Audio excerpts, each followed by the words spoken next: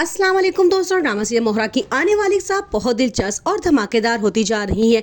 अब सिकंदर को भी इस बात का खदशा हो चुका है कि कोई ना कोई तो है जो उसे बर्बाद करने की कोशिश कर रहा है। वो कहता है कि मैं सिर्फ एक बात जानना चाहता हूँ कि वो ऐसा क्यों कर रहा है। जबकि दूसरी तरफ हमदानी साहब अरमीन और सिकंदर की आपस में बातें सुन लेते हैं, जिसमें वो इस बात का इतराफ़ करती है कि आमिर को उसने ही हायर किया था गोदाम में आग लगाने के लिए। उनको बड़ा दुख होता है और कहते हैं कि तुम तो मेरी शरीके हयात थी और तुम ही मेरी ज़िंदगी का बहुत बड़ा सांप निकली हो, जिसने मुझे इतने बुरे तरीके से डसा है कि मैं दोबारा अपने पाँव पे खड़ा नहीं हो सकता। अरमीन कहती है कि आप मेरी बात समझने की कोशिश तो करें, लेकिन वो उसकी कोई बात सुनने को तैयार नहीं होता और कहता है कि तुमने मेरी पूरी जमा पूंजी पे एक ज़मीन में आग लगवा दी। अपने किस मकसद को हासिल करना चाहती थी।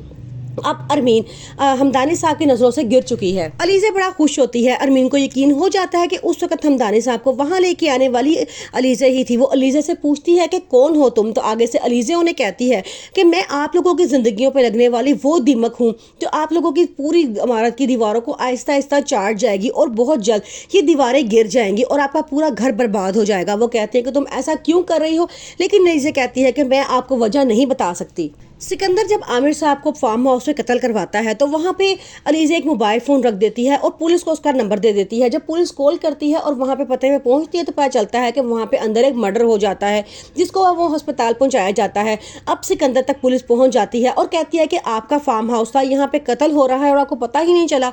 सिकंदर बहुत परेशान है। वो कहता है कि कौन है जो मुसलसल मेरे पीछे पड़ा हुआ है और मुझे पूरी तरह से बर्बाद करना चाहता है, क्योंकि वो कहता है अनुषा तो हो नहीं सकती क्योंकि वो मर चुकी है। फिर ऐसा कौन है जो मेरे पीछे है।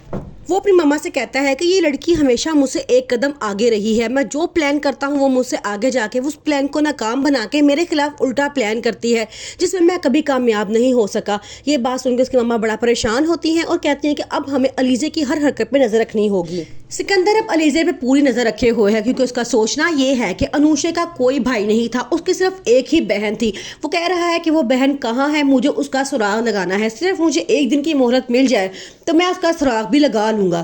फिर वो अलीज़े के पीछे जाता है तो अलीज़े कब्रिस्तान में बैठी वहाँ रो रही होती है। सिकंदर वहाँ पहुँच जाता है और कहता है कि अच्छा तुम इन सब में शामिल हो। तो वो आगे से कहते हैं कि तुम किसको प्रूफ दोगी, क्योंकि इन कब्रों के ऊपर कोई नाम की तख्ती नहीं लगी हुई, तुम कैसे प्रूफ करोगे कि इस कब्र के अंदर अनुषा ही है। अलीज़े कहती है कि मैंने कहा था ना, जब तक तुम घर के एक एक बंदे को मैं अंजाम तक नहीं पहुंचा दूंगी मैं आराम से नहीं बैठूंगी। वो किसी अननोन नंबर पे कॉल करती है और कहती है कि अपना काम शुरू कर दो क्योंकि अभी तक मेरा बदला पूरा नहीं हुआ है। अब देखना यह है कि अलीज़ा का अगला बदला क्या होगा या अगला शिकार कौन होगा।